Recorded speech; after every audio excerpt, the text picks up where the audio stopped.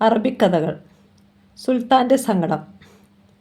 അകലെ കണ്ണെത്താവുന്ന ദൂരത്തോളം പരന്നു കിടക്കുന്ന സ്വർണ്ണമണൽ, ഒരു കടൽ പോലെ. മുകളിൽ കത്തിജ്വലിച്ചു നിൽക്കുന്ന സൂര്യൻ, ദൂരെ മണൽക്കുന്നുകൾ കയറുന്ന ഒട്ടകക്കൂട്ടങ്ങൾ. അറേബ്യ എന്ന് കേൾക്കുമ്പോൾ ഓർമ്മ വരുന്ന ആദ്യത്തെ ചിത്രം ഇതാണ്.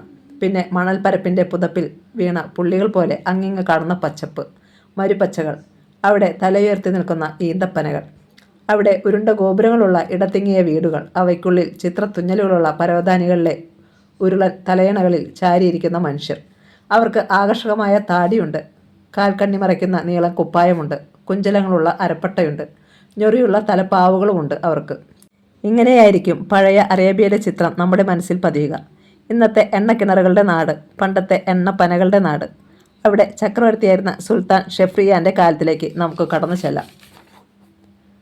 സുൽത്താൻ ഷെഫ്രിയാണ്. സമ്പത്തിനും സന്തോഷത്തിനും ഒരു കുറവുമില്ല. രാജ്യം സമ്പൽ സമൃദ്ധം, പ്രജകൾ അതീവ സന്തുഷ്ടർ. ഒരു ചക്രവർത്തി എന്ന നിലയിൽ അദ്ദേഹം പിന്നെന്തിന് ദുഃഖിക്കണം? പക്ഷേ പെട്ടെന്ന് ദുഃഖകരമായ ഒരു സത്യം അദ്ദേഹം അറിഞ്ഞു. തൻ്റേത് മാത്രമെന്ന് കരുതി താലോലിച്ചിരുന്ന ഭാര്യ തന്നെ ചതിക്കുന്നവളാണ്. താനില്ലാത്ത നേരങ്ങളിൽ അവൾ കൊട്ടാരത്തിലെ മറ്റു പലരോടും ഭാര്യയെപ്പോലെ പെരുമാറുന്നു. ഷെഹ്രിയാൻ്റെ മനസ്സ് നീറി. തന്നെ കളിപ്പിക്കുന്ന ഭാര്യ, തന്നെ ചതിക്കുന്ന നീജ. സുൽത്താനെ ഓർക്കുന്തോറും വേദന ഏറി വന്നു. ഇക്കാര്യം ആരോട് പറയാൻ? പുറത്തറിഞ്ഞാൽ ഇതിൽ പരം അപമാനം എന്താണ്? ഒടുവിൽ അദ്ദേഹം ഈ സ്വകാര്യ ദുഃഖം തൻ്റെ സഹോദരനായ ഷംസമിനോട് പറഞ്ഞു. കൂടപ്പിറപ്പിനെ ആശ്വസിപ്പിക്കാനാകാതെ ഷംസം കുഴഞ്ഞു. അവസാനം തൻ്റെ സഹോദരനെയും കൂട്ടി ഷംസം ഒരു നീണ്ട യാത്രയ്ക്ക് തിരിച്ചു. സുൽത്താൻ്റെ സങ്കടം തീർക്കാൻ കാടും കടലും കണ്ടു ഒരു യാത്ര. ആ യാത്രക്കിടയിലും ഇടയ്ക്കിടെ ഷെഫ്രിയാൻ തൻ്റെ ഭാര്യയെക്കുറിച്ച് ഓർത്തു. അപ്പോൾ അവളോട് മാത്രമല്ല, ലോകത്തിലെ എല്ലാ സ്ത്രീകളോടും അദ്ദേഹത്തിന് വെറുപ്പ് തോന്നി. സ്ത്രീകളെല്ലാം വഞ്ചകികളാണ്, സ്നേഹിക്കുന്നവരെ വഞ്ചിക്കുന്നവർ, ഷെഹ്രിയാൻ്റെ മനസ്സ് പറഞ്ഞു. ക്രമേണ അയാൾ ഒരു സ്ത്രീ വിദ്വേഷിയായി തീർന്നു. ഉത്തമ സ്ത്രീകളുടെ കഥകൾ പറഞ്ഞ് കൂടപ്പിറപ്പിൻ്റെ സ്ത്രീവിദ്വേഷം നീക്കാൻ ഷംസം ശ്രമിച്ചു. പക്ഷേ ആയിടയ്ക്കാണ് സ്ത്രീയുടെ കള്ളത്തരം വെളിവാക്കുന്ന മറ്റൊരു സംഭവം നടന്നത്. പെട്ടിയിലടയ്ക്കപ്പെട്ട ഒരു സ്ത്രീയുടെ ഞെട്ടിപ്പിക്കുന്ന കാപട്യം ദാ ഇങ്ങനെ. ഒരു ദിവസം ഷെഹ്രിയാനും ഷംസും കടൽ തീരത്ത് കാറ്റുകൊണ്ടിരിക്കുകയായിരുന്നു. തിരയടങ്ങാത്ത കടൽ. ഷെഹ്രിയാൻ്റെ മനസ്സിൽ ഒരിക്കലും അടങ്ങാത്ത ചിന്തകൾ. ദൂരെ നിന്നും എന്തോ ഒന്ന് തീരത്തേക്ക് അടുക്കുന്നതായി ഇരുവരും കണ്ടു. ഷംസം സൂക്ഷിച്ചു നോക്കി. ആരോ ഒരാൾ ഒരു പെട്ടിയും മാറോട് അടുക്കി പിടിച്ച് നീന്തി വരികയാണ്. ഷംസം ഷെഹ്രിയാനെ എഴുന്നേൽപ്പിച്ചു. വരൂ, നമുക്ക് എവിടെയെങ്കിലും മറഞ്ഞിരിക്കാം, അയാൾ നമ്മെ കാണേണ്ട. അവർ ഇരുവരും അടുത്തൊരു മരത്തിൽ കയറി മറഞ്ഞിരുന്നു. ഇലകൾക്കിടയിലൂടെ നീന്തിയെത്തിയ ആളെ നോക്കി. ദൈവമേ, അത് മനുഷ്യനല്ല, ഭൂതമാണ്. പെട്ടിയും താങ്ങി ഭൂതം തീരത്തെത്തിയിരിക്കുന്നു. ഭൂതം പതുക്കെ പെട്ടി തുറന്നു. അപ്പോൾ അതിൽ നിന്നും അതിസുന്ദരിയായ ഒരു സ്ത്രീ പുറത്തു വന്നു. റംസാൻ പിറന്ന പോലെ സുന്ദരിയാണവൾ. വിവാഹനാളിൽ ഭൂതം തട്ടിയെടുത്തതാണ് അവളെ. 7 ചങ്ങലകളിട്ട് പൂട്ടിയ പെട്ടിയിൽ കടലിനടിയിൽ സൂക്ഷിക്കുകയായിരുന്നു. ഇപ്പോൾ ഇതാ തീരത്തെ മണൽ പരപ്പിൽ ആ സുന്ദര രൂപം. ഭൂതം അവളെ വാത്സല്യത്തോടെ മണലിൽ പിടിച്ചിരുത്തി. അവൾ സ്നേഹപൂർവ്വം ഭൂതത്തെ അനുസരിച്ചു. ആ സുന്ദരിയുടെ മടിയിൽ തലചായ്ച്ച് ഭൂതം ഉറക്കമായത് കണ്ടപ്പോൾ ഷെഹ്രിയാൻ അറിയാതെ നെടുവീർപ്പിട്ടു. എന്ത് നല്ല സ്ത്രീ! പക്ഷേ അടുത്ത നിമിഷം ഷെഹ്രിയാണ് കാര്യം മനസ്സിലായി. അവളും തൻ്റെ ഭാര്യയെ പോലെ വഞ്ചകിയാണ്. കാരണം ഭൂതം ഉറങ്ങിയെന്ന് ബോധ്യമായപ്പോൾ അവൾ തൻ്റെ മടിയോളം പൊക്കത്തിൽ മണൽ കൂട്ടി. ഭൂതത്തിൻ്റെ തല അങ്ങോട്ട് മാറ്റിവെച്ചു. എന്നിട്ട് അവൾ എഴുന്നേറ്റ് ചുറ്റും നോക്കി. മരക്കൊമ്പിൽ പതുങ്ങിയിരിക്കുന്ന ആ 2 രാജകുമാരന്മാരെ അവൾ കണ്ടെത്തി. അവൾ കൗതുകത്തോടെ അവരെ വിളിച്ച് താഴെ ഇറക്കി. അവരോട് തന്നെ ഭാര്യയാക്കണമെന്ന് അവൾ അഭ്യർത്ഥിച്ചു. അവരെ വശീകരിക്കാൻ അവൾ ആവത് ശ്രമിച്ചു. സുൽത്താനും ഷംസമും അവളോട് കയർത്തു. പക്ഷേ ഒടുവിൽ അവൾ അവരെ അനുസരിപ്പിച്ചു. താൻ പറയുന്നത് അനുസരിച്ചില്ലെങ്കിൽ ഭൂതത്തെ കൊണ്ട് കൊല്ലിക്കുമെന്ന് ഭീഷണിപ്പെടുത്തിയാണ് അവൾ അവരെ അനുസരിപ്പിച്ചത്. അങ്ങനെ ഭൂതത്തെ ഭർത്താവിനെ പോലെ സ്നേഹിച്ച രാജകുമാരി തന്നെ ഭൂതം ഉറങ്ങിക്കിടക്കവേ മറ്റു 2 പേരോടത്ത് ഭാര്യയായി കഴിഞ്ഞു. ഷെഹ്രിയാൻ ഓർത്തു, എന്തൊരു വിചിത്രമാണ് സ്ത്രീയുടെ മനസ്സ്. അതെ, ലോകത്തിലെ എല്ലാ സ്ത്രീകളും ഒന്നുപോലെ തന്നെ, തൻ്റെ ഭാര്യയെ പോലെ തന്നെ. രാജകുമാരി അവരെ പിരിയാൻ നേരത്ത് അവരോട് ഓരോ മോതിരം ആവശ്യപ്പെട്ടു. ഷെഹ്രിയാനും ഷംസമും അവളോട് തിരക്കി. മോതിരമോ? എന്തിന്? അവൾ പറഞ്ഞു, ഞാൻ ആരുടെയൊക്കെ ഭാര്യയാകുന്നുവോ അവരിൽ നിന്നെല്ലാം ഓരോ മോതിരം വാങ്ങും, അടയാളമായി. ഇത്രയും പറഞ്ഞ് അവൾ ഒരു ആഭരണപ്പെട്ടി അവർക്ക് തുറന്നു കാട്ടി. അത് നിറയെ നിരവധി തരത്തിലുള്ള മോതിരങ്ങളായിരുന്നു. അത് കണ്ട സുൽത്താൻ ഷെഹ്രിയാൻ്റെ കണ്ണുകൾ അത്ഭുത പരതന്ത്രമായി. പാപി, ഇവൾ എത്രയെത്ര പുരുഷന്മാരെ ഇങ്ങനെ ചതിച്ചിരിക്കുന്നു. 7 താഴിട്ട് പൂട്ടിയ പെട്ടിയിൽ കടലിനിടയിൽ സൂക്ഷിച്ചിട്ടും ഇത്രയേറെ പുരുഷന്മാരെ ഇവൾ ഭർത്താക്കന്മാരാക്കിയെങ്കിൽ സുഖമായി നാട്ടിൽ കഴിയുന്നവരുടെ കഥയോ? ഷെഹ്രിയാൻ്റെ ചിന്തയിൽ വീണ്ടും സ്ത്രീവിദ്വേഷം കത്തിജ്വലിച്ചു. അയാൾ ഷംസനോട് പറഞ്ഞു, ഇല്ല, ഞാനിനി ഒരിക്കലും ഒരു സ്ത്രീയെയും വിശ്വസിക്കില്ല. സുൽത്താൻ, അങ്ങ് എന്താണ് ഈ പറയുന്നത്? വരൂ, നമുക്ക് കൊട്ടാരത്തിലേക്ക് മടങ്ങാം. പുരുഷന്മാരെ കബളിപ്പിക്കുന്ന സ്ത്രീകളെ ഒരു പാഠം പഠിപ്പിച്ച് ഞാൻ അടങ്ങൂ. ഷെഹ്രിയാനും ഷംസമും കൊട്ടാരത്തിലെത്തി. അന്നു മുതൽ ഷെഹ്രിയാൻ ഒരു പതിവ് ആരംഭിച്ചു. ഓരോ ദിവസവും ഓരോ കന്യകയെ തൻ്റെ മണിയറയിലെത്തിക്കും. അവളെ ഒരു രാത്രി ഭാര്യയാക്കിയ ശേഷം പ്രഭാതത്തിൽ വാളുകൊണ്ട് വെട്ടിക്കൊല്ലുക. സ്ത്രീ വിദേശിയായ ഷെഹ്രിയാൻ എന്ന സുൽത്താൻ്റെ മണിയറയിൽ ദിവസവും അങ്ങനെ ഓരോ കന്യക ഭാര്യയായി എത്തി. പുലരികളിൽ അവൾ ശിരസറ്റ് ശവമായി. ഓരോ ദിവസവും ഓരോ കന്യകയ്ക്ക് അവിടെ മണിയറയായി മരണക്കിടക്കയും. അവിടെ അത്തറിൻ്റെ മണത്തോടൊപ്പം ചോരയുടെ ഗന്ധവും തങ്ങി നിന്നു. സുൽത്താൻ്റെ മന്ത്രിയാണ് ഇപ്പോൾ ആകെ അസ്വസ്ഥനായിരിക്കുന്നത്. ദിവസവും ഓരോ കന്യകയെ കണ്ടെത്തേണ്ടേ? ഏതെങ്കിലും കന്യക ഇങ്ങനെ ചാവാൻ തയ്യാറാകുമോ? ഏതെങ്കിലും രക്ഷകർത്താവ് അതിനൊരുങ്ങുമോ?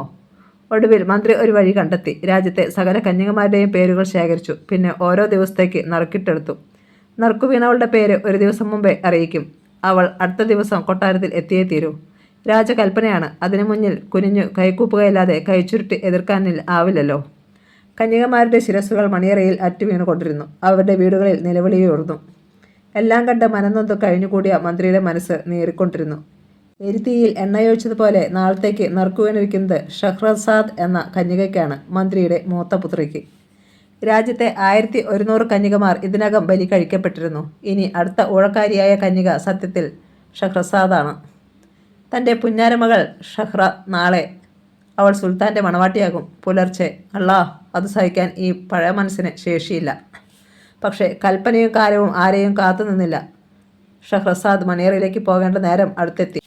മന്ത്രി മകളെ എങ്ങനെ ആശ്വസിപ്പിക്കണം എന്നറിയാതെ ഉഴലുകയായിരുന്നു.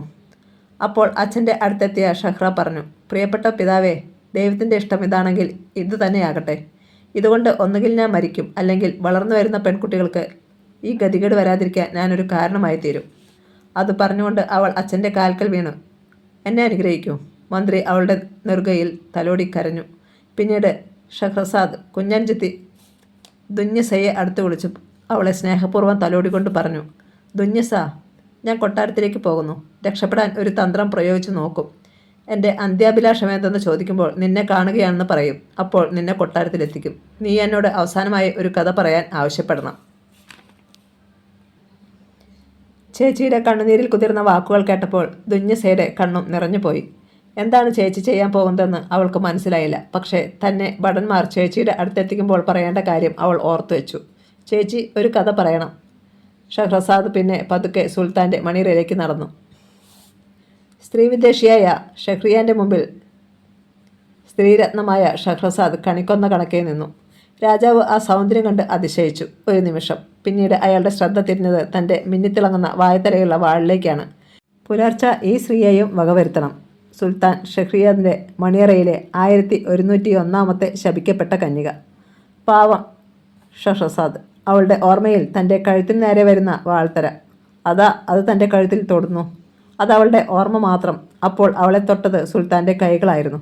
ഉള്ളിലെ വെറുപ്പ് അമർത്തിവെച്ച് കാമാതുരനായ സുൽത്താൻ ചോദിച്ചു, പ്രിയേ ഷഹ്റ, നിനക്കിപ്പോൾ എന്താണ് ആവശ്യം? അവൾ വിനയത്തോടെ പറഞ്ഞു, തമ്പുരാനെ, ഇതെൻ്റെ അന്ത്യരാവാണെന്നറിയാം. ഈ അവസാന രാത്രിയിൽ എനിക്കെൻ്റെ കൊച്ചനുജത്തിയെ ഒന്നുകൂടി കാണണമെന്ന് തോന്നുന്നു. കൽപ്പിച്ച് അതിനെ അനുവദിക്കണം. നിമിഷങ്ങൾക്കുള്ളിൽ ദുന്യസ എന്ന കൊച്ചനുജത്തി ഷഹ്റസാദിൻ്റെ മുന്നിലെത്തി. സുൽത്താൻ മണിമഞ്ചലിൽ ഇരുന്ന് ആ പെൺകുട്ടികളെ നോക്കി. ഷഹ്റസാദ് ദുന്യസേവൻ്റെ നെറ്റിയിൽ ചുംബിച്ചു. ഈ ചേച്ചി നിനക്ക് വേണ്ടി എന്ത് ചെയ്യണം മോളെ? ഷഹ്റസാദ് തിരക്കി. ദുന്യസ കുസൃതിയോടെ പറഞ്ഞു, ദുന്യസേവന് വേണ്ടി ചേച്ചി ഒരു കഥ പറയണം. കഥ പറയാൻ ചേച്ചി മിടുക്കിയാണെന്ന് സുൽത്താനും അറിയട്ടെ. ഷഹ്റ സുൽത്താൻ്റെ മുത്തേക്ക് നോക്കി. ആ മുഖത്ത് അപ്പോഴോ ക്രൂരഭാവം തന്നെ. തന്നെ കഴുത്തറുത്ത് കൊല്ലാൻ തിടുക്കമായെന്ന് വിളിച്ചു പറയുന്ന ക്രൂരത. എങ്കിലും അവൾ ഭയപ്പെടാതെ കണ്ണുകൾ കൊണ്ട് സമ്മതം ചോദിച്ചു, കുഞ്ഞഞ്ചിത്തിക്കായി ഒരു കഥ പറയട്ടെ എന്ന്. സുൽത്താൻ സമ്മതം മൂളി. ഒരു പെണ്ണിൻ്റെ അന്ത്യാഭിലാഷമല്ലേ, അതും തൻ്റെ മന്ത്രിയുടെ മകളുടെ. പരവതാനിയിൽ ചരിഞ്ഞിരുന്ന് ദുന്യസ കാതുകൂർപ്പിച്ചു. കഥയല്ലേ, കേട്ടുകളയാം എന്ന ഭാവത്തിൽ സുൽത്താൻ ഷെഹ്രിയാവും മഞ്ചത്തിൽ അലസനായിരുന്നു. ഷഹ്റസാദ് പതുക്കെ കഥ പറഞ്ഞു തുടങ്ങി. മധുരമായ ശബ്ദത്തിൽ, ലളിതമായ വാക്കുകളിൽ. കണ്ണീരും കൗതുകവും ഉദ്വേഗവും ആശ്വാസവും ചിരിയും ചിന്തയും ആ മുഖത്ത് മിന്നിമറിഞ്ഞുകൊണ്ടിരുന്നു. കഥ കേട്ട സുൽത്താൻ തൻ്റെ ഇരയാണ് ആ കന്യകയെന്ന് മറന്നു. അയാൾ അറിയാതെ പുലരി വന്നു. പുറത്ത് എണ്ണപ്പനകളിൽ മരുപ്പറവുകളുടെ കലപിലയായി നക്ഷത്രങ്ങൾ മങ്ങി. ഷഹ്റ ഒരു കഥയും പൂർണ്ണമാക്കിയില്ല. അവസാനിപ്പിക്കാതെ അവൾ ഓരോ കഥയും നിർത്തി അതിൻ്റെ തുടർച്ചയായി മറ്റൊന്ന് പറയാൻ തുടങ്ങി, ഇടയ്ക്കിടെ ഉപകഥകളും. ആ പുലരിയിൽ സുൽത്താൻ അവളെ കൊന്നില്ല. വാളെടുക്കാൻ മറന്ന സുൽത്താൻ്റെ വായിൽ നിന്നും ഈ വാക്കുകൾ ഉതിർന്നു വീണു. പറയൂ പറയൂ ഷഹ്റ, പിന്നെന്തുണ്ടായി? പറയൂ. ഷഹ്റ പക്ഷേ പുലർച്ചെ കഥ പറച്ചിൽ നിർത്തി. ബാക്കി രാത്രി പറയാമെന്ന് അറിയിച്ചു. രാജാവ് വാളിൻ്റെ കാര്യം മറന്നു. ആദ്യം കഥകൾ കേട്ടു തീരട്ടെ, പിന്നെ മതി എല്ലാം. ബുദ്ധിമതിയായ ഷഹ്റസാദ് എല്ലാ രാവുകളിലും കഥ പറച്ചിൽ തുടർന്നു. നിലയ്ക്കാത്ത കഥകൾ, ഉപകഥകൾ, അങ്ങനെ ഒന്നല്ല 100 രാവുകൾ അവൾ കഥ പറഞ്ഞു. രാജാവിൻ്റെ സ്ത്രീവിദ്വേഷം കുറഞ്ഞു വന്നു. കഥ പറയുന്ന ആ കന്യകയെ സുൽത്താൻ അകമഴിഞ്ഞു സ്നേഹിച്ചു. അങ്ങനെ 1001 രാവുകളിലായി സുന്ദരിയായ ഷഹ്റസാദ് തനിക്കറിയാവുന്ന കഥകൾ പറഞ്ഞു, സുൽത്താനായ ഷഹ്രിയാനു വേണ്ടി. മന്ത്രിപുത്രിയായ ഷഹ്റസാദിന് അങ്ങനെ സുൽത്താൻ്റെ മനസ്സ് മാറ്റുവാൻ കഴിഞ്ഞു. അതിന് അവൾ ഉപയോഗിച്ച ആയുധം കഥയായിരുന്നു. കേട്ടാലും കേട്ടാലും കൊതി തീരാത്ത കഥകൾ, 1001 രാവുകളിലായി പറഞ്ഞ കഥകൾ. ആ കഥകൾ പിൽക്കാലത്ത് 1001 രാവുകൾ എന്ന പേരിൽ ലോകജനത നെഞ്ചിലേറ്റിയ അമൂല്യങ്ങളായ അറബിക്കഥാ സമാഹാരമായി. ഹാറൂൺ അൽ റഷീദ് ഖലീഫ. മികച്ച രാജതന്ത്രജ്ഞനായിരുന്നു ഹാറൂൺ. ജനങ്ങൾ വളരെയേറെ ഇഷ്ടപ്പെട്ട ആ ഖലീഫയുടെ കാലത്ത് നടന്ന ഒരു സംഭവം ഇങ്ങനെയാണ്. ഖലീഫയും പ്രധാനമന്ത്രി ഖൈബറും കൂടി വേഷപ്രച്ഛന്നരായി സഞ്ചരിക്കുകയായിരുന്നു. കണ്ടാൽ ഇരുവരും വിദേശ കച്ചവടക്കാർ തന്നെ. യാത്രക്കിടയിൽ ഖലീഫയുടെ കാതുകളിൽ ഒരു കുരുടൻ്റെ ഒച്ച വന്നു പതിച്ചു. സഹായിക്കണേ, 2 കണ്ണും കാണാത്തവനാണേ. അൽ റഷീദ് ഖലീഫ ഒരു സ്വർണ്ണ നാണയം ആ കുരുടന് നൽകി. അയാൾ അത് വാങ്ങി. അയാൾ പറഞ്ഞു, അങ്ങാരായാലും അല്ലാഹുവിൻ്റെ അനുഗ്രഹങ്ങൾ അങ്ങയ്ക്കുണ്ടാകും. കരുണാമയനായ അങ്ങ് എനിക്ക് ഒരു ഉപകാരം കൂടി ചെയ്തു തന്നാൽ?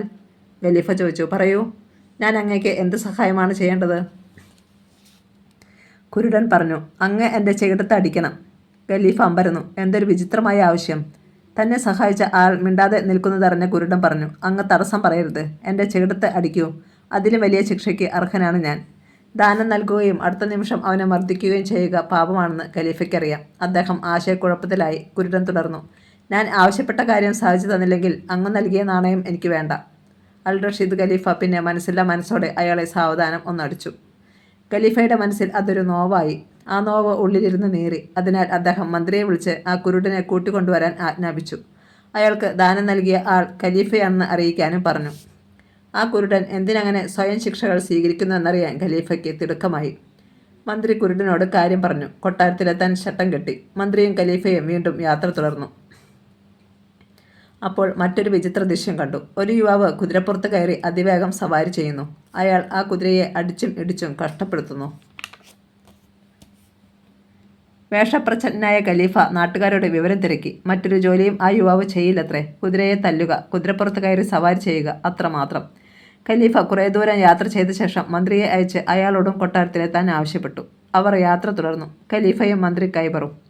മൂന്നാമതും കണ്ടു ഒരു വിചിത്ര കാഴ്ച. ദരിദ്രനായിരുന്ന ഒരുവൻ ചുരുങ്ങിയ നാളുകൾ കൊണ്ട് ഒരു മണിമന്ദിരം പണി തീർത്തിരിക്കുന്നു. അവനോടും കൊട്ടാരത്തിലേക്ക് വരാൻ ഖലീഫ ഏർപ്പാട് ചെയ്തു. അയാളുടെ പേര് കോജിയ ഹസൻ എന്നായിരുന്നു. പിന്നെ യാത്ര നിർത്തി ഖലീഫയും മന്ത്രിയും കൊട്ടാരത്തിലെത്തി. ഏർപ്പെടുത്തിയ നേരത്തെ തന്നെ 3 വിചിത്ര കഥാപാത്രങ്ങളും കൊട്ടാരത്തിലെത്തി. ഖലീഫ ഓരോരുത്തരെയായി ചോദ്യം ചെയ്തു. അവർ ഓരോരുത്തരായി കഥ പറയാൻ തുടങ്ങി. അബ്ദുള്ള എന്നാണ് എൻ്റെ പേര്. ചെറുപ്പത്തിലെ എൻ്റെ അച്ഛനമ്മമാർ മരിച്ചുപോയി. എങ്കിലും അവർ എനിക്കായി കുറേ സ്വത്തുക്കൾ അവശേഷിപ്പിച്ചിരുന്നു. മുതിർന്നപ്പോൾ ഞാൻ അവയ്ക്ക് കൊടുത്ത് 80 ഒട്ടകങ്ങളെ വാങ്ങി. അങ്ങനെ അല്ലലില്ലാതെ ജീവിച്ചു പോന്നു. എങ്കിലും കൂടുതൽ ഒട്ടകങ്ങളെ നേടണമെന്നും കൂടുതൽ പണം സമ്പാദിക്കണമെന്നുള്ള ആശ എന്നെ വല്ലാതെ കീഴ്പ്പെടുത്തി. അത് ദുരാശയായി. ദുരാശ ദുഃഖം വരുത്തും. പരമകാരുണികനായ ഖലീഫ തമ്പുരാനെ, എൻ്റെ അനുഭവ പാഠം അതാണ്, കേട്ടാലും. ഒരിക്കൽ ഞാൻ ചരക്കുകൾ കപ്പൽത്താവളത്തിൽ എത്തിച്ച ശേഷം മരുഭൂമിയിലൂടെ മടങ്ങി വരികയായിരുന്നു 80 ഒട്ടകങ്ങളുമായി. ഒരിടത്ത് വിശ്രമിക്കവേ ഒരു സന്യാസി വന്നു. ഒരുമിച്ച് ആഹാരം കഴിച്ചും കഥകൾ പറഞ്ഞും ഞങ്ങൾ അവിടെ വച്ച് തന്നെ ആത്മമിത്രങ്ങളെപ്പോലെ ആയി. അപ്പോൾ സന്യാസി എന്നോട് പറഞ്ഞു, നിങ്ങൾക്കുള്ളതിൽ പകുതി ഒട്ടകങ്ങളെ എനിക്ക് തരാമെങ്കിൽ ബാക്കിയുള്ളവയ്ക്ക് ചുമക്കാവുന്നതിലും അധികം രത്നങ്ങൾ ഞാൻ നിങ്ങൾക്ക് നൽകാം. എന്നിലെ ദുരാശ പതുക്കെ തലപ്പൊക്കി. 40 ഒട്ടകങ്ങളെ സന്യാസിക്ക് കൊടുത്താൽ എന്ത്? എനിക്ക് 40 ഒട്ടകങ്ങളും അവയ്ക്ക് ചുമക്കാവുന്നത്ര ഭാരം രത്നങ്ങളും കിട്ടുമല്ലോ. ഞാൻ ബാഗ്ദാദിലെ ഏറ്റവും വലിയ ധനികൻ ആയത് തന്നെ. അങ്ങനെ ചിന്തിച്ച ഞാൻ ആ വ്യവസ്ഥ അംഗീകരിച്ചു. സന്യാസി എന്നെയും കൂട്ടി ഒരു മലയോരത്തെത്തി. അയാൾ തീ കൂട്ടി മന്ത്രങ്ങൾ ജപിച്ചു. അതാ ഒരു ഗുഹയുടെ വാതിൽ തുറക്കപ്പെടുന്നു. ഞങ്ങൾ അതിനുള്ളിൽ ഇറങ്ങി. കണ്ണഞ്ചിപ്പോയി. അളവറ്റ രത്നങ്ങൾ. ഒട്ടകങ്ങൾ 80 എണ്ണത്തിനും എടുക്കാവുന്നത്ര ഭാരം സ്വർണവും രത്നവും ഞങ്ങൾ ശേഖരിച്ചു. പിന്നെ ഗുഹ വിട്ടിറങ്ങി. അപ്പോൾ അവിടെ ഒരിടത്ത് ഭദ്രമായി സൂക്ഷിച്ചിരുന്ന ഒരു മഷിച്ചെപ്പ് ഞാൻ കണ്ടു. വ്യവസ്ഥ പ്രകാരം ഞാൻ 40 ഒട്ടകങ്ങളുമായി യാത്ര തിരിച്ചു. സന്യാസി വേറൊരു ദിക്കിലേക്കും തിരിഞ്ഞു. അല്പം കഴിഞ്ഞപ്പോൾ എന്നിലെ ദുരാശ വീണ്ടും തലപ്പൊക്കി. ഇപ്പോൾ എനിക്ക് 40 ഒട്ടകങ്ങളും അവ ചുമക്കുന്ന രത്നവുമുണ്ട്. ബാക്കി സന്യാസിക്ക്. ഒരു സന്യാസിക്ക് എന്തിനാണ് സമ്പാദ്യം? അതുകൂടി കിട്ടിയിരുന്നെങ്കിൽ ഞാൻ വേഗം സന്യാസിയുടെ അടുത്തേക്ക് ഓടി. അദ്ദേഹം സൗമ്യനായി ചോദിച്ചു, അബ്ദുള്ള, നിനക്ക് എന്താണ് വേണ്ടത്? പ്രഭോ, ലൗകിക സുഖങ്ങൾ വേണ്ടാത്ത അങ്ങേക്കെന്തിനാണ് ഈ ധനം? ഇതിൽ കുറച്ചുകൂടെ എനിക്ക് തന്നുകൂടെ? ഞാൻ ചോദിച്ചു. സന്യാസി പിന്നെയും 10 ഒട്ടകങ്ങളെ അവ ചുമക്കുന്ന രത്നങ്ങളോടെ എനിക്ക് തന്നു.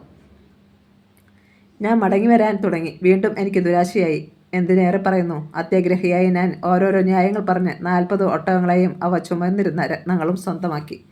സന്യാസി അപ്പോഴും പുഞ്ചിരിച്ചുകൊണ്ട് നിന്നു. സംതൃപ്തനായി തിരിച്ചു വന്നപ്പോഴാണ് ആ മഷിച്ചിപ്പിൻ്റെ കാര്യം ഞാൻ ഓർത്തത്. അത് ദിവ്യശക്തിയുള്ള ഒന്നായിരിക്കും, തീർച്ച. അതുകൂടെ സ്വന്തമാക്കുക തന്നെ. ഞാൻ വീണ്ടും സന്യാസിയുടെ അടുത്തെത്തി. അദ്ദേഹം അത് നൽകാൻ മടിച്ചു. ഞാൻ അല്പം പിടിവാശിയോടെ പറഞ്ഞു, ഇതെല്ലാം നൽകിയ അങ്ങ് ഈ ചെറിയ മഷിച്ചപ്പിന് വേണ്ടി എന്തിനു നിർബന്ധം പിടിക്കുന്നു? നിർബന്ധം പിടിക്കുകയല്ല കുഞ്ഞെ, നിന്റെ ദുരാഗ്രഹമോർത്ത് അതിശയിച്ചു പോയതാണ്. ഇതും കൂടെ നീ തന്നെ വെച്ചോളൂ. ആ മഷിച്ചപ്പ് സ്വന്തമായെങ്കിലും അതിൻ്റെ വൈശിഷ്ട്യം എന്താണെന്ന് എനിക്കറിയില്ലായിരുന്നു. ഉദാരനായ സന്യാസി അതും എനിക്ക് പറഞ്ഞു തന്നു. ഇതിൽ നിന്നും അല്പം മഷിയെടുത്ത് ഇടതു കണ്ണിൽ പുരട്ടിയാൽ ഈ ലോകത്തിലെ നിധിയുള്ള സ്ഥലങ്ങൾ ഒന്നൊന്നായി കാണാനാകും. ഞാൻ സന്തോഷം കൊണ്ട് മതിമറന്നുപോയി. ഗുരു, എനിക്കിപ്പോൾ തന്നെ അത് പരീക്ഷിക്കണം. ആയിക്കോളൂ, പക്ഷേ അതൊരിക്കലും വലത് കണ്ണിൽ പുരട്ടരുത്. എങ്കിൽ നിങ്ങളുടെ കണ്ണുകൾ പൊട്ടിപ്പോകും. ഇത്രയും പറഞ്ഞ് സന്യാസി നടന്നകന്നു. പിന്നെ വൈകിയില്ല. ഞാൻ ചെപ്പ് തുറന്ന് അല്പം മഷിയെടുത്ത് ഇടതു കണ്ണിൽ പുരട്ടി. ഹായ്, അതാ തെളിയുന്നു നിധികുംഭങ്ങൾ നിറഞ്ഞ ഗുഹകൾ. പൊടുന്നനെ ദുരാശ എന്നിലുണർന്നു. ഒരു കണ്ണിൽ പുരട്ടിയാൽ ഇത്രയും കണ്ടെത്താമെങ്കിൽ 2 കണ്ണിലും പുരട്ടിയാൽ എന്തായിരിക്കും കാഴ്ച? ആ ദുഷ്ടനായ സന്യാസി എന്നെ കബളിപ്പിക്കാനാണ് പറഞ്ഞത്. ഇടതു കണ്ണിൽ മാത്രം പുരട്ടിയാൽ മതിയെന്ന്. ഞാൻ ആ സന്യാസിയെ പഴിച്ചുകൊണ്ട് അത്യാർത്തിയോടെ ആ മഷി വലതു കണ്ണിലും പുരട്ടി. എൻ്റെ തമ്പുരാനെ, ആ നിമിഷം ഞാൻ ഇങ്ങനെയായി. എനിക്കെല്ലാം നഷ്ടമായി. കുരുടനായി ഞാൻ നാട് ചുറ്റി തെണ്ടി നടന്നു. അത്യാഗ്രഹത്തിൻ്റെ ആപത്ത് ഞാൻ ക്രമേണ പഠിച്ചു. ദൈവനിന്ദയുടെ അപകടം ഞാൻ മനസ്സിലാക്കി. പിന്നെ പരിഹാരത്തിനായി ഞാൻ വഴി കണ്ടെത്തി. എനിക്ക് ദാനം നൽകുന്നവർ കൊണ്ട് എന്നെ തല്ലിക്കുക. തമ്പുരാനെ, അടിയൻ അങ്ങയോടും അത് ആവശ്യപ്പെട്ടു. അങ്ങ് ആരാണെന്നറിയാതെ ഈ ദുഷ്ടനായ ദുരാഗ്രഹിക്ക് എന്ത് ശിക്ഷ വേണമെങ്കിലും തന്നോളൂ. ഈ കഥ കേട്ട ഹാറൂൺ അൽ റഷീദ് ഖലീഫയ്ക്ക് അബ്ദുള്ളയോട് സഹതാപം തോന്നി. ദുരാശയാണ് അയാൾക്ക് ദുഃഖം വരുത്തിയത്. പാവം, ഇന്ന് അയാൾ പശ്ചാത്തപിക്കുന്നുവല്ലോ. ഖലീഫ അബ്ദുള്ളയ്ക്ക് ജീവിക്കാൻ വക നൽകി.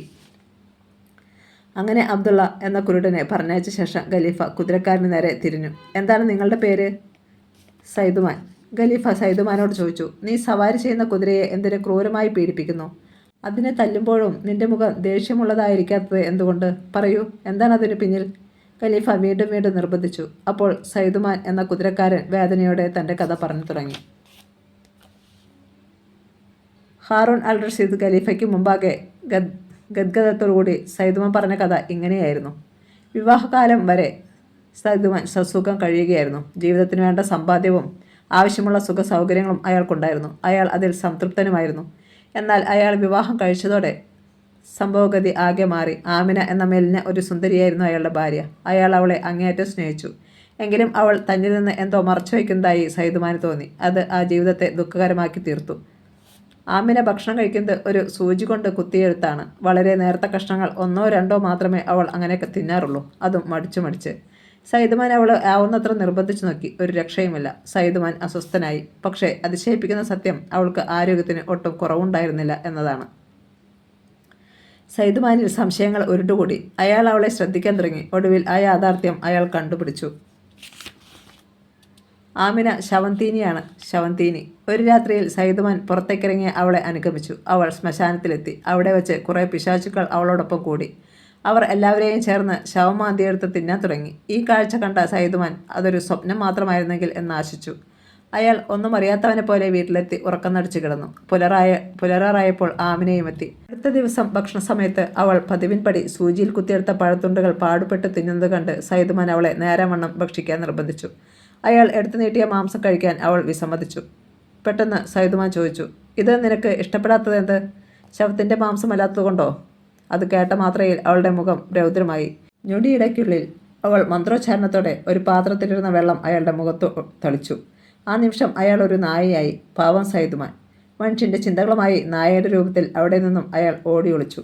അവൾ ആ നായയെ കൊല്ലാൻ പലവട്ടം ശ്രമിച്ചു. നായയായി പോയ സൈദുമാൻ പിന്നെ അവിടം വിട്ടിറങ്ങി. തെരുവ് നായ്ക്കൾ ആ നായയെ കുരച്ചു പായിച്ചു. പിന്നെ നായ അലഞ്ഞു തിരിഞ്ഞ് ഒരു റൊട്ടി കച്ചവടക്കാരനൊത്ത് കൂടി.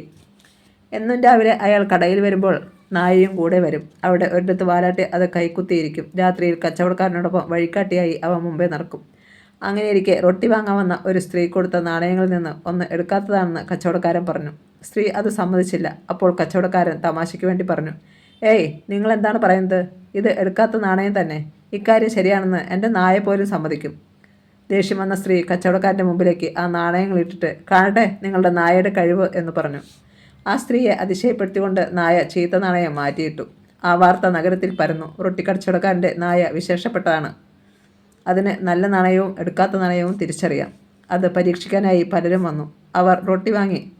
റൊട്ടിക്കച്ചവടം അഭിവൃദ്ധി പ്രാപിച്ചു. പലരും തന്നെ കിട്ടിയാൽ കൊള്ളാം എന്ന ഭാവത്തിൽ നോക്കുന്നതായി സൈദുമാൻ എന്ന നായ കണ്ടു. ഒരു നായയായുള്ള ജീവിതം അടുത്ത സൈദുമാൻ ആ റൊട്ടിക്കച്ചവടക്കാരനെ ഉപേക്ഷിക്കാൻ തീരുമാനിച്ചു. മറ്റാരോടെങ്കിലും കൂടാം. ഏതെങ്കിലും മന്ത്രവാദിയെ കണ്ടെത്തി പഴയ സൈദുമാനാകാം. അങ്ങനെ ചിന്തിച്ചിരിക്കെയാണ് ഒരു വൃദ്ധ കൂനിക്കൂടി അവിടെ വന്നത്. റൊട്ടി വാങ്ങി മടങ്ങിയ അവർ വഴിക്ക് തിരിഞ്ഞു നിന്ന് തന്നെ ശ്രദ്ധിക്കുന്നത് സൈദുമാൻ കണ്ടു. അവൾ നടന്നിട്ട് വീണ്ടും തിരിഞ്ഞു നിന്നു. പിന്നെ ആ നായ ഒന്നും ആലോചിക്കാതെ ആ വൃദ്ധയുടെ പിന്നാലെ കൂടി. വൃദ്ധയുടെ മകൾ ഒരു മന്ത്രവാദിനിയായിരുന്നു. അവൾ സൈദുമാൻ്റെ ഭാര്യയായിരുന്ന ആമിന എന്ന ദുർമന്ത്രവാദിനിയുടെ സഹപാഠിയായിരുന്നു. നായയെ അടുത്തു നിർത്തി അവൾ പറഞ്ഞു, "ഈശ്വരൻ നിനക്ക് വിധിച്ച രൂപത്തിൽ നീ എത്തിച്ചേരട്ടെ." അത്ഭുതം! നിമിഷങ്ങൾക്കകം നായ പഴയ സൈദുമാനായി. അയാൾ ആ വൃദ്ധയോടും അവരുടെ മകളോടും നന്ദി പറഞ്ഞു. അപ്പോൾ വൃദ്ധയുടെ മകൾ സൈദുമാന് ഒരു പാത്രം നിറച്ച് വീഞ്ഞ് നൽകിയിട്ട് ഇങ്ങനെ അറിയിച്ചു, "സൈദുമാൻ, നിങ്ങൾ ഇതുമായി ആമിനയുടെ അടുത്തെത്തണം. എന്നിട്ട് ഈ വീഞ്ഞ് അവളുടെ മുഖത്തേക്ക് തളിച്ചുകൊണ്ട് നീ ചെയ്ത തെറ്റിന് തക്ക ശിക്ഷ ലഭിക്കട്ടെ എന്ന് പറയണം. അങ്ങനെ നിങ്ങൾ അവളോട് പ്രതികാരം ചെയ്യുക." സൈദുമാൻ ആമിനയുടെ അടുത്തെത്തി വൃദ്ധയുടെ മകൾ പറഞ്ഞത് ചെയ്തു. അപ്പോൾ ആമിന കുതിരയായി തീർന്നു. ഇത്രയും വിശദമാക്കിയ ശേഷം സൈദുമാൻ ഖലീഫയോട് പറഞ്ഞു, "തമ്പുരാനെ, ആ ദുഷ്ടയെ എത്ര തല്ലിയിട്ടും എൻ്റെ ദേഷ്യം തീർന്നില്ല. അതുകൊണ്ട് ഞാൻ ദിവസവും ആ കുതിരയെ തല്ലും. ഇന്ന് അതൊരു പതിവായി. അങ്ങ് എന്നെ കണ്ടത് ആ ശിക്ഷ നൽകുന്ന നേരത്താണ്." ഇത് കേട്ട ഖലീഫ ആ യുവാവിനെ വെറുതെ വിട്ടു. ഖലീഫ കോജിയ ഹസൻ എന്ന മൂന്നാമനോട് ആവശ്യപ്പെട്ടു, "സത്യം പറയണം. ചുരുങ്ങിയ കാലം കൊണ്ട് നിങ്ങൾ എങ്ങനെ ഇത്രയ്ക്ക് ധനവാനായി? സത്യം പറഞ്ഞാൽ നിങ്ങൾക്ക് ഒരു ശിക്ഷയും ലഭിക്കില്ല. പറയൂ." കോജിയ ഹസൻ ആ കഥ പറഞ്ഞു തുടങ്ങി. ബാഗ്ദാദിലെ ഒരു പരമ്പരാഗത കയർ തൊഴിലാളിയായിരുന്നു ഞാൻ എന്ന ആമുഖവുമായി പറഞ്ഞുകൊണ്ട് കോജിയ ഹസൻ തൻ്റെ കഥ ഇങ്ങനെ അവതരിപ്പിച്ചു. ഒരിക്കൽ 2 പേർ അയാൾക്ക് 200 വരാഹൻ നൽകിയിട്ട്, "നിങ്ങൾ ഇതുകൊണ്ട് നിങ്ങളുടെ പരമ്പരാഗത തൊഴിൽ ചെയ്ത് ധനികനാവാൻ ശ്രമിക്കുക" എന്ന് പറഞ്ഞു. സിയാദ്, സിയാദി എന്നിങ്ങനെ 2 പേരായിരുന്നു പണം നൽകിയവർ. ധനികരായ അവർ ഒരുവന് തൻ്റെ കുലത്തൊഴിലിലൂടെ പണക്കാരനാകാൻ കഴിയുമോ എന്ന പരീക്ഷണത്തിന് വേണ്ടിയാണ് അങ്ങനെ ചെയ്തത്. ഹസന് ഇതൊന്നും അറിയില്ലായിരുന്നു. അയാൾ ആദ്യം 10 വരാഹം കൊണ്ട് ജോലി അല്പം വികസിപ്പിച്ചു. ബാക്കിയുള്ളതിൽ 10 വരാഹം കയ്യിൽ വച്ചിരിക്കുകയും 180 വരാഹൻ തലപ്പാവിൽ ഭദ്രമായി സൂക്ഷിക്കുകയും ചെയ്തു. ദുർവിധി ഒരു പരുന്തിൻ്റെ രൂപത്തിൽ വന്നതുപോലെയായിരുന്നു ഒരു ദിവസത്തെ സംഭവം. മാംസം വാങ്ങി വരികയായിരുന്ന ഹസൻ്റെ തലപ്പാവ് മാംസപ്പൊതിയാണെന്ന് കരുതി ഒരു പരുന്ത് കൊത്തിയെടുത്ത് പറന്നു. കോജിയ ഹസൻ കരഞ്ഞു തളർന്നു. പിന്നെ അവശേഷിച്ച 10 വരാഹനും തീർന്നു. വീണ്ടും അയാൾ കഷ്ടിച്ച് അഷ്ടിക്കുള്ള കയറ് മാത്രം പിരിച്ചു കഴിഞ്ഞു. അങ്ങനെയിരിക്കെ സിയാദിയും സിയാദും വന്നു ഹസൻ്റെ പുരോഗതി അറിയാൻ. പക്ഷേ ഹസൻ്റെ ദയനീയ സ്ഥിതിയാണ് അവർക്ക് കാണേണ്ടി വന്നത്. തലപ്പാവിൽ പണം വയ്ക്കുക, അത് പരുന്തെടുക്കുക. ഇതെന്ത് കഥയെന്നായി അവർ ഹസനെ ശരിക്കും കുറ്റപ്പെടുത്തി. എങ്കിലും അയാൾ സത്യസന്ധനാണെന്ന് തോന്നിയതിനാൽ വീണ്ടും അവർ 200 വരാഹൻ ഹസന് കൊടുത്തു. ഇത്തവണ പണം നഷ്ടമാകരുതെന്ന് കരുതി ഹസൻ വീട്ടിൽ ആരും അറിയാതെ തവിട് സൂക്ഷിച്ചിരുന്ന കലത്തിലാണ് പണം ഇട്ടുവെച്ചത്. സാധാരണയായി ആരും തവിടെടുക്കാറില്ല. അതിൽ നിന്ന് 10 വരാഹൻ എടുത്ത് അയാൾ നാര് വാങ്ങാൻ പുറത്തേക്ക് പോയി. അതിനിടെ വീട്ടിലെത്തിയ ഒരു കച്ചവടക്കാരനിൽ നിന്ന് സാധനം വാങ്ങിയ ഹസൻ്റെ ഭാര്യ പണത്തിന് പകരം താൻ മുറിക്കുള്ളിൽ ഭദ്രമായി സൂക്ഷിച്ചിരുന്ന തവിട് നൽകി. ഹസൻ മടങ്ങി വന്നപ്പോൾ ഭാര്യ സന്തോഷത്തോടെ പറഞ്ഞു, "ഇന്നത്തെ വകയ്ക്കുള്ളത് ഞാൻ തവിട് വിറ്റ് വാങ്ങി. നിങ്ങളെ ബുദ്ധിമുട്ടിക്കേണ്ടെന്ന് കരുതി." ഒരു വെള്ളിടി പോലെയാണ് ഹസൻ ആ വാർത്ത കേട്ടത്. പിന്നീട് യാഥാർത്ഥ്യമറിഞ്ഞ ഹസൻ്റെ ഭാര്യയും നെഞ്ചത്ത് കൈവച്ചു പോയി. 3-ാം തവണയും സിയാദിയും സിയാദും വന്നു. ഹസൻ തൻ്റെ ദുരന്തകഥ അവരെ കേൾപ്പിച്ചു. സിയാദ് പറഞ്ഞു, "സിയാദി, ഇപ്പോൾ മനസ്സിലായില്ലേ? നമ്മൾ സഹായിച്ചുവെന്ന് വെച്ച് ആരും ധനികരാവില്ല. കുലത്തൊഴിലുകളും അതിനുള്ള വഴിയല്ല." അത് കേട്ട സിയാദ് പറഞ്ഞു, "ഇയാൾക്ക് ഞാൻ ഇനി നൽകാൻ പോകുന്നത് ഒരു ഈയക്കഷ്ണമാണ്. നിസ്സാരമായ അതുകൊണ്ട് ഇയാൾ ധനവാനാകുമോ എന്നുകൂടെ പരീക്ഷിക്കാം." അതിനുശേഷം സിയാദിയുടെ പരിഹാസം വകവയ്ക്കാതെ ഹസന് ഒരു ഈയക്കഷ്ണം നൽകി. കുറേ ദിവസം കഴിഞ്ഞപ്പോൾ അടുത്ത വീട്ടിലെ ഒരു മുക്കുവൻ തൻ്റെ വലയിൽ കെട്ടാൻ ഒരു ഈയക്കഷ്ണത്തിനായി ഹസൻ്റെ വീട്ടിൽ ചെന്നു. അയാളുടെ വകയിലുണ്ടായിരുന്ന ഈയക്കഷ്ണം കളഞ്ഞു പോയിരുന്നു. അടുത്ത പല വീടുകളിലും ചോദിച്ച കൂട്ടത്തിൽ അയാൾ ഹസൻ്റെ വീട്ടിലും ചോദിച്ചെന്നേയുള്ളൂ. അങ്ങനെ ഹസൻ നൽകിയ ഈയക്കഷ്ണം കെട്ടി മീൻ പിടിച്ച ദിവസം മുക്കുവന് പതിവിലേറെ മത്സ്യങ്ങൾ കിട്ടി. അതിൽ നിന്ന് ഹസന് ഒരു മാണിക്യം കിട്ടി. അതിലൊരെണ്ണം മുക്കുവാൻ ഹസന് സമ്മതിച്ചു. ഒക്കെ യാദൃശ്ചികമായിരുന്നു. ഹസന് പോലും അത് വിശ്വസിക്കാനായില്ല. 1,00,000 വരാഹനാണ് ആ മാണിക്യത്തിന് വിലയായി അയാൾക്ക് കിട്ടിയത്. ആ പണം കൊണ്ട് ഹസൻ തൻ്റെ കുലത്തൊഴിലിൽ വൻകിട പരിഷ്കാരങ്ങൾ വരുത്തി ഇന്നത്തെ നിലയിലായി. കോജിയ ഹസൻ്റെ ഈ കഥ കേട്ടപ്പോൾ സുൽത്താൻ്റെ മനസ്സ് നിറഞ്ഞു.